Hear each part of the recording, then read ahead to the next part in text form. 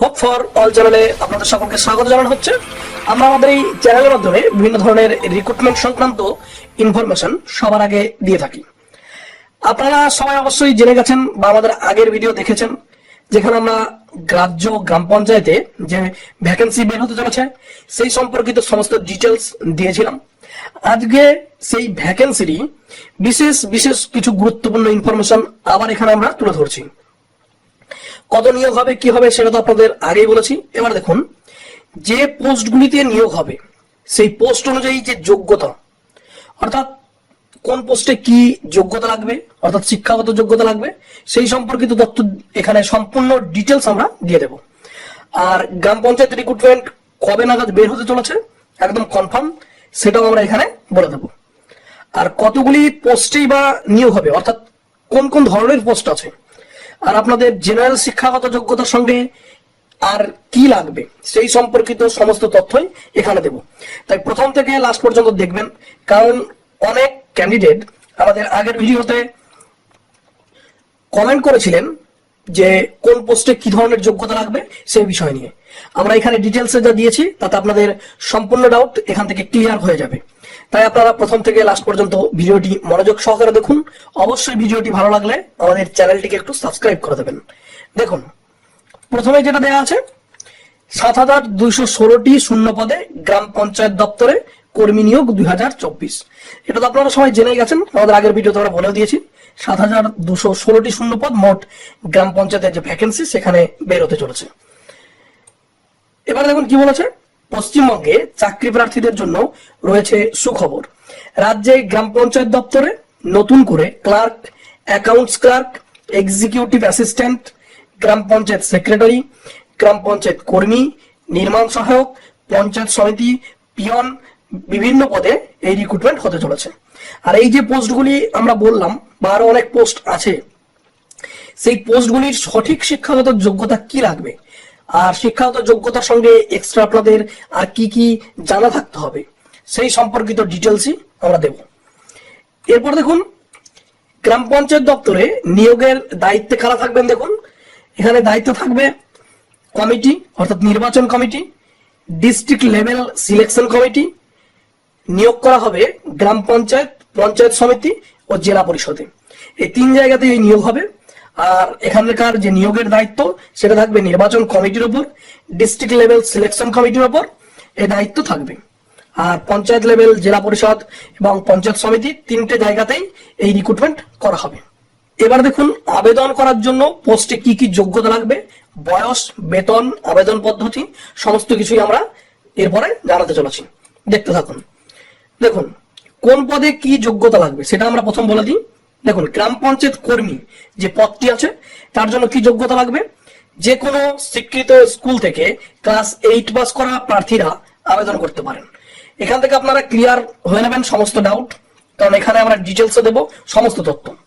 দেখুন, গ্রাম পঞ্চায়েত যে কর্মী আছে তার জন্য কেবলমাত্র 8 পাস হলেই আপনারা দিতে পারেন।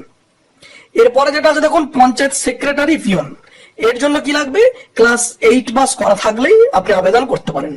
অর্থাৎ গ্রাম পঞ্চায়েত কর্মী এবং পঞ্চায়েত সেক্রেটারি পিয়ন দুটো পোস্টের জন্যই আপনাকে ক্লাস 8 পাস হতে হবে, তাহলে আপনি এখানে আবেদন করতে পারেন। এরপরে দেখুন, অ্যাকাউন্টস ক্লার্ক যে পোস্টটি আছে তার জন্য কি লাগবে, চাকরি প্রার্থীরা যে কোনো স্বীকৃত বিদ্যালয় থেকে ন্যূনতম মাধ্যমিক পাস করে থাকতে হবে। তাহলে বুঝতেই পারছেন, অ্যাকাউন্টস ক্লার্কের জন্য আপনাকে মাধ্যমিক পাস থাকতে হবে।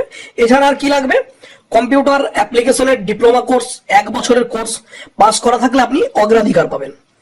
কম্পিউটারের যে ডিপ্লোমা কোর্স আছে সেটি যদি আপনি 1 বছরের অন্তত কোর্স করে থাকেন তাহলে আপনি এখানে আগে চান্স পাবেন। আর এই যে কোর্স তার আন্ডারে যেগুলো আছে MS Word, Excel, PowerPoint, internet, এই সমস্ত কাজ কিন্তু আপনাকে জানতে হবে। কারণ আপনি যখন জবটি পাবেন তখন আপনাকে MS Word, Excel, PowerPoint সহ ইন্টারনেটের সম্পূর্ণ কাজ কিন্তু আপনাকে কম্পিউটারে বসে করতে হবে। তাই কম্পিউটার জানাটা আপনার কিন্তু অবশ্যই প্রয়োজন। না থাকলে অবশ্যই আপনারা বের করে নিন, তা না হলে কিন্তু এই পোস্টের জন্য আপনি অ্যাপ্লাই করতে পারবেন না। এরপর দেখুন, ক্লার্ক কাম টাইপিস্ট, এখানে কি যোগ্যতা লাগবে, এখানে মাধ্যমিক পাস প্রার্থীরা ইংরেজি অথবা বাংলা কম্পিউটারে টাইপিং এ 30 ও 20টি শব্দ মিনিটে তোলার গতি থাকতে হবে। অর্থাৎ আপনাকে মাধ্যমিক পাস করে থাকতে হবে এই ক্লার্ক কাম টাইপিস্টের জন্য। আর আপনাকে কি করতে হবে, ইংরেজি টাইপিং আপনাকে 30টি করতে হবে মিনিটে, আর বাংলা টাইপিং আপনাকে 20টি শব্দ লিখতে হবে 1 মিনিটে। তাহলে আপনি এখানে ফর্ম ফিল আপ করতে পারেন। এছাড়া আপনাকে কি লাগবে, MS Word, Excel, PowerPoint, internet সম্পূর্ণ জ্ঞান থাকতে হবে। আগেরটাও যেমন কম্পিউটারে জ্ঞান থাকতে হবে, এই ক্লার্ক কাম টাইপিস্ট এই পোস্টের জন্য আপনাকে MS Word, Excel, PowerPoint সম্পর্কে সম্পূর্ণ জ্ঞান থাকতে হবে। তাহলে কিন্তু আপনি এই ক্লার্ক কাম টাইপিস্ট পদের জন্য এলিজিবল। এর পরের যে পোস্টটি আছে দেখুন, লোয়ার ডিভিশন অ্যাসিস্ট্যান্ট। এই পদটির জন্য কি লাগবে, 50% নম্বর নিয়ে মাধ্যমিক পাস করে থাকতে হবে। কম্পিউটার জানা থাকলে অগ্রাধিকার পাবেন। তাহলে বুঝতে পারছেন, মাধ্যমিক পাস করে থাকতে হবে, কমপক্ষে 50% নাম্বার থাকতে হবে মাধ্যমিকে, আর আপনার কম্পিউটার জানতে হবে, তাহলে আপনি এখানে ফর্ম ফিল আপ করতে পারেন। এরপর দেখুন আরো কিছু পোস্ট আছে। অ্যাসিস্ট্যান্ট ক্যাশিয়ার, এই পদের জন্য মাধ্যমিকে অন্তত 50% নম্বর থাকতে হবে, তাহলে আপনি আবেদন করতে পারেন। অর্থাৎ অ্যাসিস্ট্যান্ট ক্যাশিয়ারের জন্য শুধুমাত্র মাধ্যমিক পাসে 50% নাম্বার, তাহলে আপনি আবেদন করতে পারেন। এর সঙ্গে আপনার এক্সট্রা অন্য কিছু থাকার দরকার নেই। এবার দেখুন টাইপিস্ট ইংলিশ, ইংরেজি যে টাইপিস্ট পদটি আছে সেই পদের জন্য আপনাকে কি করতে হবে, মাধ্যমিকে 50% নম্বর পেয়ে থাকতে হবে। এখানেও সেম জিনিস। আর কি থাকতে হবে, 40টি ইংরেজি টাইপিং এর শব্দ তোলার গতি থাকতে হবে। অর্থাৎ মাধ্যমিক পাস 50% নাম্বার, সঙ্গে আপনার থাকতে হবে ইংরেজিতে টাইপিং এর গতি মিনিটে 40টি। অর্থাৎ মিনিটে যদি আপনি 40টি টাইপিং শব্দ থাকে ইংরেজিতে, তবেই আপনি কিন্তু টাইপিস্ট যে ইংলিশ সেই পদটির জন্য ফর্ম ফিল আপ করতে পারবেন। এর পরের যে পোস্টটি আছে, ডাটা এন্ট্রি অপারেটর। যে কোনো স্বীকৃত প্রতিষ্ঠান থেকে মাধ্যমিক পাস করে কম্পিউটারে 30টি ও 20টি শব্দ তোলার গতি থাকতে হবে, প্রার্থীরা তাহলে আবেদনযোগ্য। ডাটা এন্ট্রি অপারেটর জন্য মাধ্যমিক পাস, কম্পিউটারে 30টি শব্দ আপনাকে তুলে থাকতে হবে। অর্থাৎ মিনিটে যদি আপনি 30টি ও 20টি শব্দ লিখতে পারেন কম্পিউটারে, তবেই কিন্তু আপনি এখানে ফর্ম ফিল আপ করতে পারেন।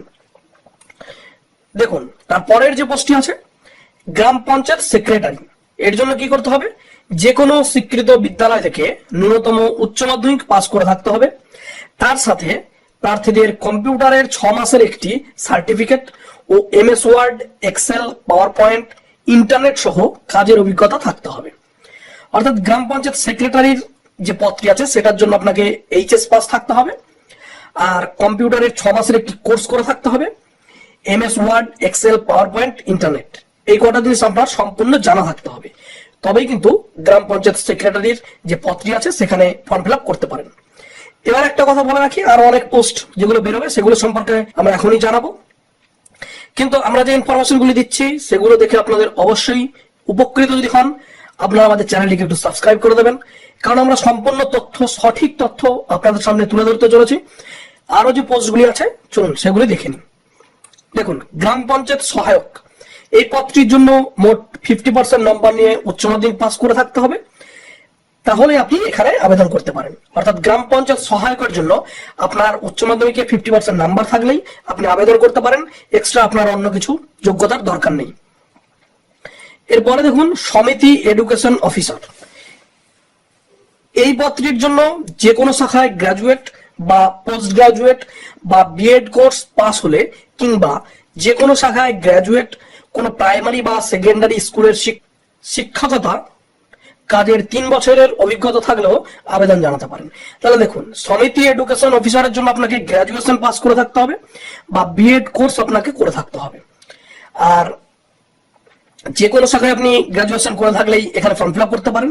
আর একটা জিনিস, কোনো প্রাইমারি বা সেকেন্ডারি স্কুলে আপনি যদি শিক্ষকতা করে থাকেন কমপক্ষে 3 বছর, তাহলে কিন্তু আপনি এই সমিতি এডুকেশন অফিসার যে পোস্টটি আছে তার জন্য এলিজিবল এবং সেখানে ফর্ম ফিল আপ করতে পারবেন।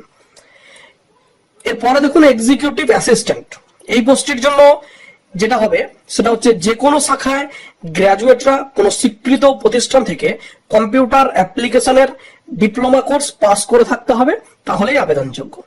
এছাড়া সোশ্যাল ওয়ার্কার বা বিভিন্ন ধরনের ডিপ্লোমা কোর্স করা থাকলে ভালো হয়।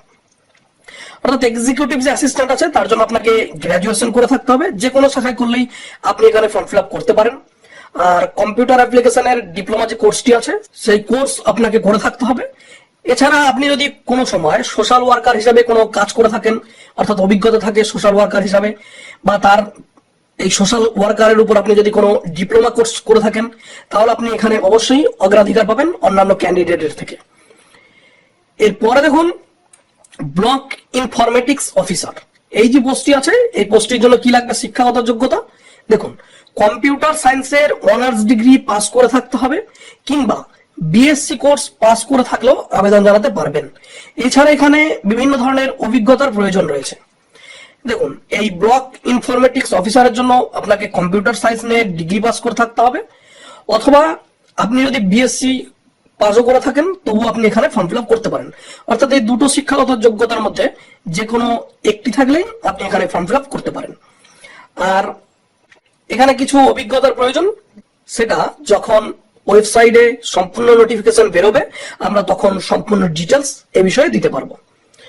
এর পরের যে পোস্টটি আছে দেখুন, নির্মাণ সহায়ক, এর জন্য কি করে থাকতে হবে, কোন স্বীকৃত প্রতিষ্ঠান থেকে সিভিল ইঞ্জিনিয়ারিং এর উপর ডিপ্লোমা কোর্স করে থাকতে হবে, তাহলে আপনি আবেদনযোগ্য।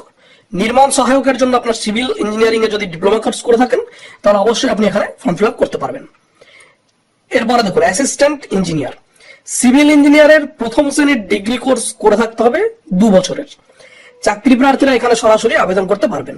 অর্থাৎ সিভিল ইঞ্জিনিয়ারিং এর যে ডিগ্রি কোর্স আছে সেখানে আপনি যদি 2 বছরের কোর্স করে থাকেন তবে আপনার অন্য কোনো যোগ্যতা বা কোনো অভিজ্ঞতার প্রয়োজন নেই, আপনি সরাসরি এখানে ফর্ম ফিল আপ করে জবটি পেয়ে যেতে পারেন। এবার লাস্ট দেখুন, আমাদের রাজ্যের যে মুখ্যমন্ত্রী তিনি কি বলেছেন, তিনি বলেছেন, ঘোষণা করেছেন যেটা দেখুন, খুব শীঘ্রই আবেদন শুরু হতে চলেছে ফেব্রুয়ারি মাসের শেষের দিকে। তাহলে বুঝতেই পারছেন আমরা যে ইনফরমেশন দিচ্ছি আপনাদের সেটা একেবারে সঠিক।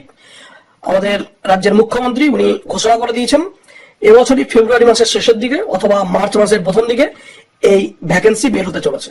আর এই ভ্যাকেন্সির জন্য কি কি পোস্ট আছে সেগুলি আমরা ডিটেলসে বললাম, এবং সেই ভ্যাকেন্সির যে পোস্টগুলি সেই পোস্টগুলির কোনটার জন্য কি শিক্ষাগত যোগ্যতা লাগবে সেই সম্পর্কেও আপনাদের সম্পূর্ণ ডিটেলস দিলাম। এবার দেখুন, এই যে ইনফরমেশন গুলো এগুলো একদম সঠিক। আপনারা এগুলি দেখে যদি একটু উপকৃত হয়ে থাকেন অবশ্যই আমাদের চ্যানেলটিকে একটু সাবস্ক্রাইব করে দেবেন, কারণ আমরা এই ধরনের বিশেষ বিশেষ গুরুত্বপূর্ণ ইনফরমেশন আমাদের চ্যানেলের মাধ্যমে আপনাদের সামনে তুলে ধরে থাকি। আর এতক্ষণ আমাদের সঙ্গে ছিলেন তা আপনাদের অসংখ্য ধন্যবাদ জানানো হচ্ছে।